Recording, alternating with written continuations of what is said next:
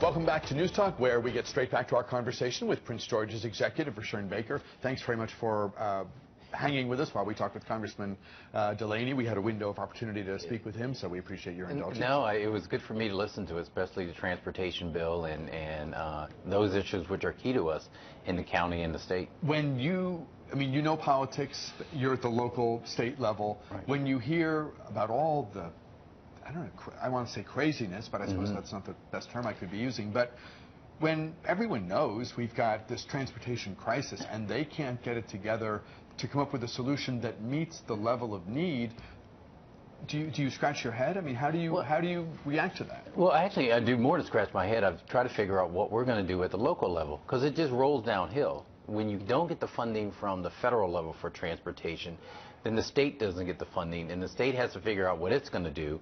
And if you have, like we've had, in the past, if we're not funding our transportation money at the state level, no one at the local level understands that it ultimately is because we didn't get any federal funding.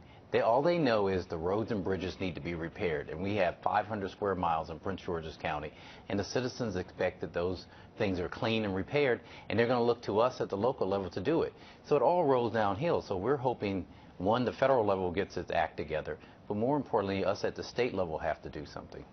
What are you hearing from the Maryland congressional delegation, which I think is united and pushing hard for Prince George's to get the new FBI headquarters?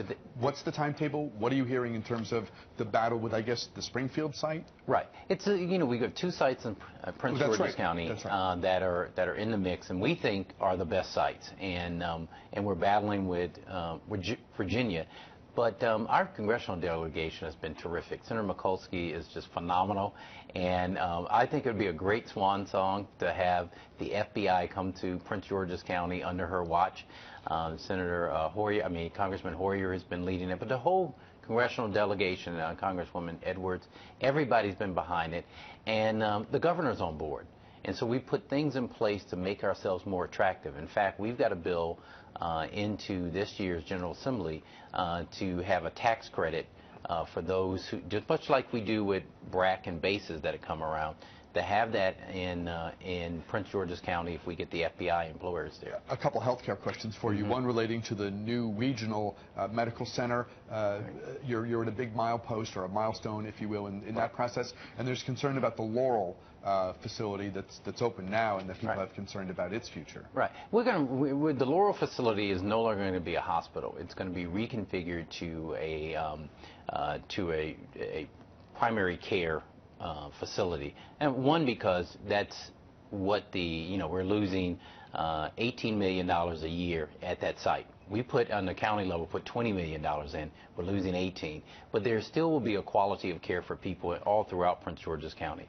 The new site for the hospital, we're ready to go. We've got our CO in.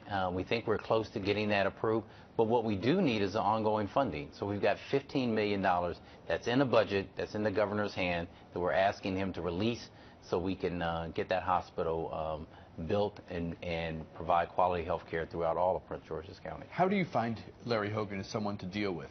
He, before running for governor, before becoming elected governor, talked a lot about the need for the state to tighten its belt. It's great to talk about all the things that Maryland could be investing in, but at some point, taxpayers reach a limit as to how much they can give, and I know he feels very passionately about that. Here at the local, so what happens at the local level is we've cut our budget in Prince George's County by 5%. Every year that I've been governor, I've been county executive for the last 5 years. Please feel free to announce your campaign. Well, we've cut it, right? And we've held the line on taxes because we have to.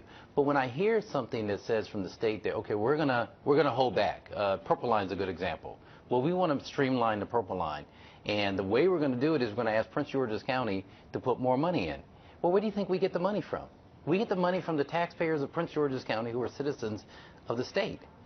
So what I'd like to see is us cooperating and saying, yes, we all want to hold the line on taxes because people, don't want to pay a whole bunch of taxes, but they still want services.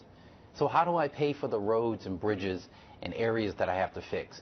Well, either I get the money from people from Prince George's County, or I get the money that the people from Prince George's County sent to the state.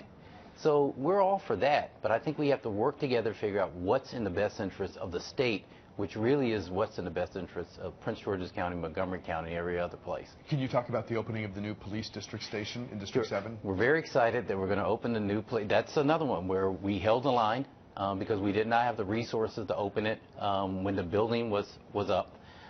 So we're going to announce that we're going to open that in December. So we're very excited. The new chair of the county council will be there, and I'm sure the council member from District 8 will be there. If all this work and all this interaction with your colleagues at the state and federal level makes you hungry, the good news is some big names in the world of food are coming to MGM. Yeah, isn't that exciting? We're getting like these big and name how was chefs. that for a segue? Oh, that was a great one. We're excited about new MGM opening in December of next year or October or November of next year, and so big name chefs and people coming there. It's going to be great for the county. And when does it open? We're looking, I think it's scheduled for either November or December of next year, so 2016. A lot of jobs in the meantime, and a lot of jobs once it opens. A lot of jobs when it opens, and a lot of jobs right now. Prince George's County Executive RUSHERN Baker, always great having you here. Thanks for your time. Fun being able to talk with you and the professor. We'll step aside. Back with more News Talk right after this.